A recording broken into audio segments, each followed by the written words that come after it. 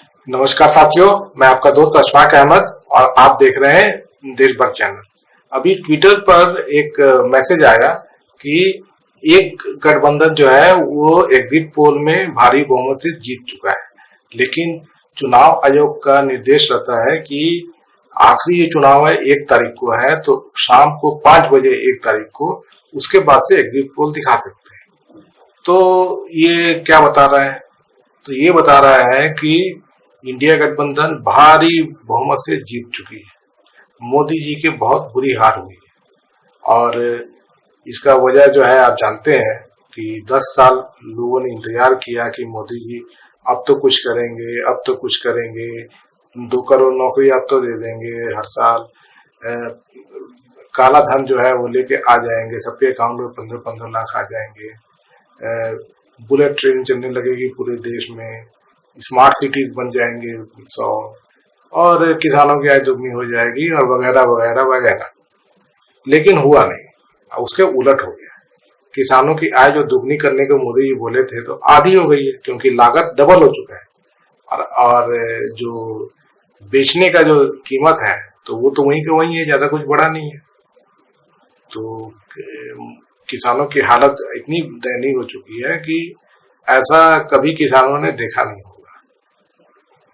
बाकी जो जनता है तो महंगाई बेरोजगारी से ऐसे जूझ रही है कि उनका कमर टूटा हुआ है।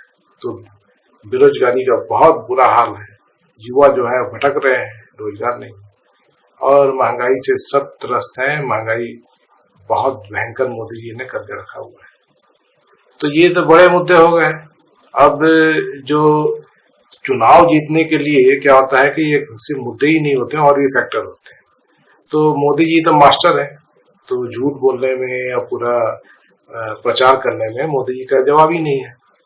तो मोदी जी का फोटो जो है वो हर जगह चिपका दिखता है आपको, चाहे आप जो 5 किलो राशन मिलता है तो उसमें बोरे में मोदी जी दिखेंगे, पेट्रोल पंप पे जाइए तो मोदी जी दिखेंगे, हर जगह मोदी जी दिखते हैं, गोदी पर टीवी पर हर जगह मोदी जी दिखते हैं और मोदी मोदी चलता रहता है। गोदी मीडिया वाह मोदी करती रहती है और फर्जी खबर दिखाती रहती है और राहुल गांधी को पप्पू बताती है, विपक्ष को बोलती है कि वो तो कहीं है ही नहीं, दिखते ही नहीं है।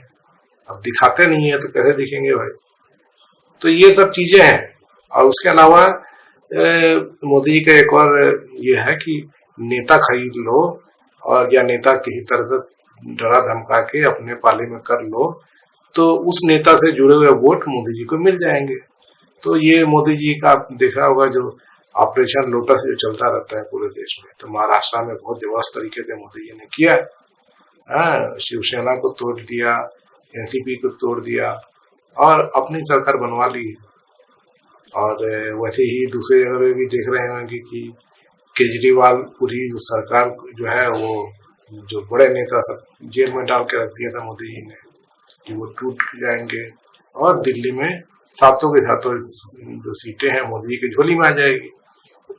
उसी तरीके से झारखंड में हेमंत सोरेन को जेल में ऐसा बंद कर दिया कि झारखंड मुक्ति मोर्चा जो उनकी पार्टी है वो टूट जाएगी और फिर मोदी जी की सरकार बन जाएगी।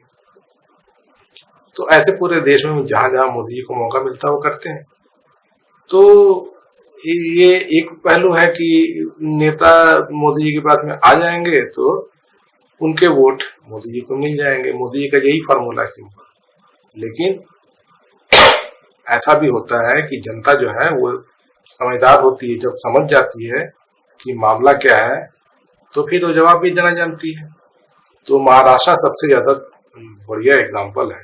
मोदी जी ने ऐसा तोड़ दिया है और ऐसा सब कर दिया है कि जो चुनाव चिन्ह भी बहुत मुश्किल हो गया है।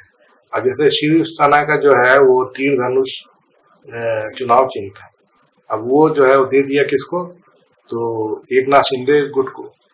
तो जनता जाएगी तो तीर धनुष वाली जनता पहले से ठप्पा लगाती आई है, तो उनको तो वो निशान पे तो कोई और बैठा हुआ है।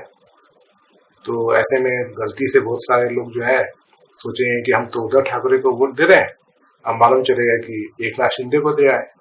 उसी तरीके से जो घड़ी का जो निशान था तो वो तो शरद पवार का था, एनसीपी का था। तो वो अब असली जो एनसीपी जो है वो अजीत पवार को बना दिया है ये चुनाव आयोग ने। तो घड़ी के निशान पे जो ठप्पा लगाते आए थे, अब घड़ी का निशान देखेंगे, बटन दबा देंगे, मालूम चलेगा कि वो तो शरद पवार को चला गया वोट।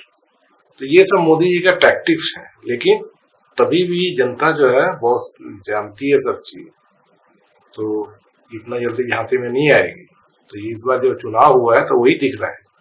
अब यूपी ले लीजिए, यूपी में मोदी योगी जो है वो ऐसा छाए हुए थे कि कोई सोच नहीं सकता है कि यूपी में कोई सेंध मार ले। 2014 में 70 सीट, 2019 में 64 सीट 80 में से, और बाकी भी जो 6 सीट जो है जैसे अपना दल वो भाजपा के साथ में ही है, ऐसे मिलता था। तो समाजवादी पार्टी कहीं नहीं दिखती थी, मायावती की पार्टी कहीं नहीं दिखती थी, और कांग्रेस तो खत्म ही थी यूपी। तो कोई सोच नहीं सकता है कि यूपी में कोई चमत्कार हो सकता है। इस बार लेकिन हो रहा है। तो ये पूरा जो है, ये कई लोग बोलते हैं कि ये जनता का चुनाव है, जनता चुनाव लड़ रही है मोदी जी के खिलाफ, और वही दिखता है। तो यूपी में देख लीजिए तो अखिलेश और राहुल की जो रैली हो रही है, ऐसी भीड़ आ रही है, ऐसी भीड़ आ रही है, कभी ऐसा हुआ नहीं कि जहां 2 लाख आ सकते थे तो वहां मालूम चल रहा है 8 लाख लोग पहुंच गए। तो कल जैसे फूलपुर में हुआ कि रैली हो ही नहीं पाई क्योंकि पुलिस बंदोबस्त नहीं कर पाई इतनी भीड़। तो ऐसा माहौल है पूरे देश में मोदी जी के खिलाफ। वो एकदम साफ दिखता है कि मोदी जी का जो भांडा फूट गया है। मोदी जो जो कारस्तानी करते हैं, तो नेता खरीदो, पार्टी तोड़ो, और प्रोपेगेंडा फुल चलाओ, गोदी मीडिया पे 24 घंटे वाह मोदी होता है, और पप्पू तो पप्पू है, इन लोग के बस का है नहीं, ये तो किसी लायक ही नहीं है, मोदी नहीं तो कौन, यही सब चलता रहता है ना। लेकिन जनता समझ जाती है आखिर में। अब एक्चुअली क्या है कि मोदी जी का जो जुमला लहर था, तो उसपे मोदी सोचते थे कि मैं इतना पावरफुल हूँ, सब मेरे को वोट मिलता है, कोई मेरे आसपास कोई मेरी छू भी नहीं सकता है ना। तो वो लेकिन जुमला लहर था, वो असली लहर नहीं था। तो वो फूटना था क्योंकि जनता इंतजार करते करते थक गई 10 साल में। तो अब बदली करेगी, और वो कर रही है।